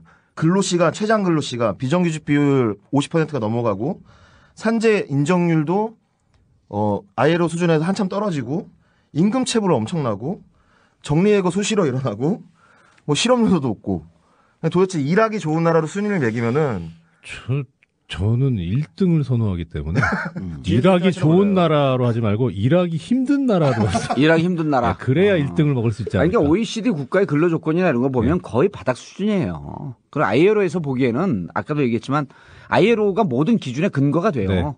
거기서 계속 권고를 받고 있는 나라야. 그러니까 징계를 계속 먹고 있는 중이에요 지금. 노동 문제 관련해서. 자, 구속적부 우리 방송이 나갈 때쯤 되면 구속적부심을 대기하고 있겠죠. 구속적부심 반드시 신청을 하겠죠?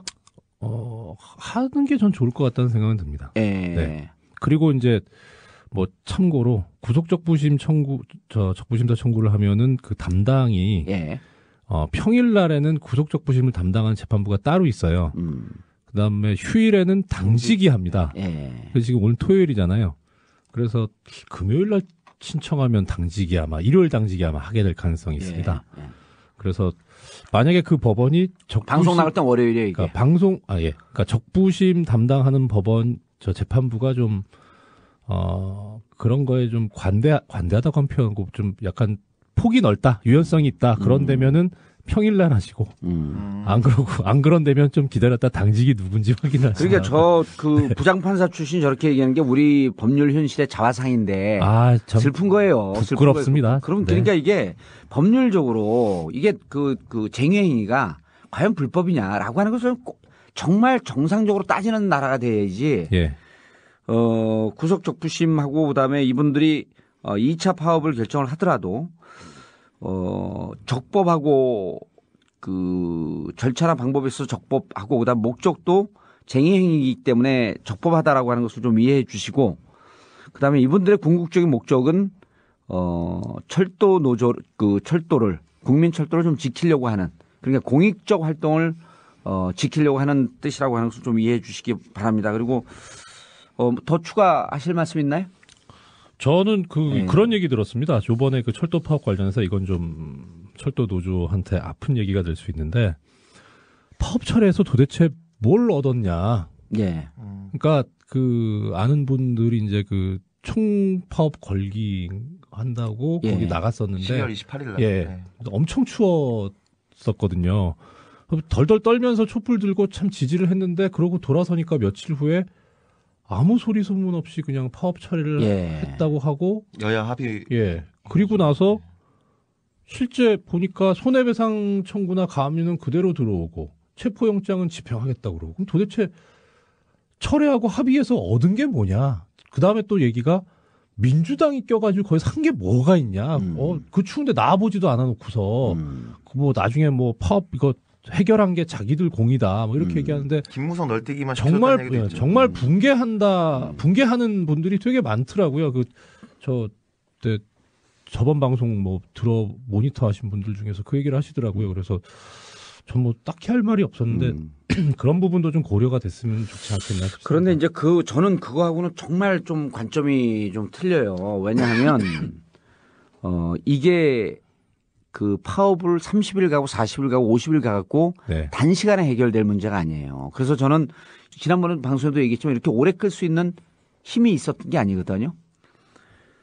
그런데 국민들이 철도 파업에 대해서 민영화라고 하는 부분에 대해서 국민들의 관심을 촉발시키고 환기시켰기 때문에 네.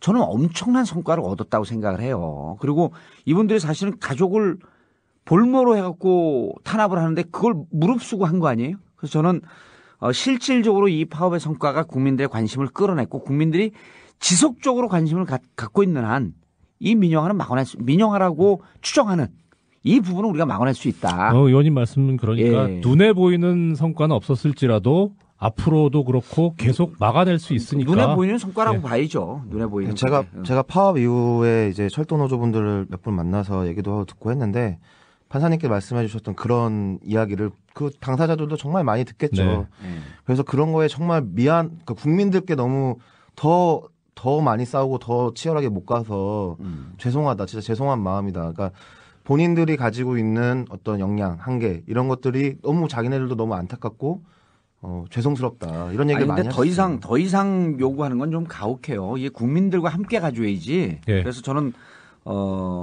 이렇게 열심히 파업을 하고 이들의 진정성을 좀 믿고 좀 가주는 게 맞다. 진정성이야 믿죠. 예, 그리고 그것을 국민들 이제는 이들 철도 노조 2만 3천 명의 몫으로 놔두지 말고 국민들이 함께 가져야 된다. 그래서 전국구가 있는 거 아닙니까? 그래서 근데 이제 이번에 직무대행을 맡은 이영익 직무대행이 아주 또 저하고 절친 아우예요. 근데 지난번 방송에 내가 만나고 그랬다는 거야. 야, 이 병신한 놈의 파업도 안 하냐. 근데 이게 너무 친하니까 그렇게 얘기했는데 그거 갖고 이영익 주위에 있거나 철도 노조 사람들이 많이 마음에 상처를 입었어. 그러나 이 자를 빌어서 사과는 이미 이렇게 얘기하는 순간 사과야 그냥. 근데 이분들이 정말 잘 대응하시라고 믿고요. 그리고 끝까지 우리가 관심의 끈을 놓지 말자. 네. 우리가 놓는 순간 이분들은 모든 걸 잃을 뿐만 아니라 우리는 민영화를 막을 길이 없어진다. 지금 철도 파업 때문에 뭐 지금 끝나긴 했지만은 또 다시 파업이 이제 일어난다고 하면 그 파업 때문에 느끼는 불평을 했다가는 나중에 내 주머니나 지갑이 털린다. 민영화 때문에 철도 요금이 올라간다. 지금 요거 조금 참으면 내 가정과 내 지갑이 살아남을 수 있다. 그 말씀 꼭 드리고 싶습니다. 그래도 어렵네요. 그래 아까보다 좀 낫어. 그리고 이제 오지에 사는 사람들은 네. 이거 못 막으면 오지에 사는 사람들은 더 비싼 그 요금을 내면서 심지어는 그 열차가 사라질 수도 있다. 이런 걸 좀 명심해 주시기 바라고요. 마지막으로 우리 5분 구속된 이분들이 좀 잘 석방되기를 바라면서 김명한 위원장이 구속됐습니다. 김지은, 김준호의 아빠고요. 박태만 수석 부위원장 역시 구속됐습니다. 얼마 전에 며느리까지 봤습니다. 박광민 씨 아빠고 최은철 사무처장. 아들 최희찬인데 아직 초등학교를 들어갔는지 지금 뭐 들어갈 건지 할 정도의 어린 그 아들이 있는 아빠입니다. 그다음 서울본부장 엄길용 역시 막 중학교 들어간 엄한열, 엄한준의 아빠입니다. 김성식 호남 본부장인데 김세훈, 김지유의 아빠입니다. 날 추운데 힘내시길 바랍니다. 달리 드릴 말씀이 없습니다. 예, 힘내시길 바라고요. 오늘 전국구 마치겠습니다.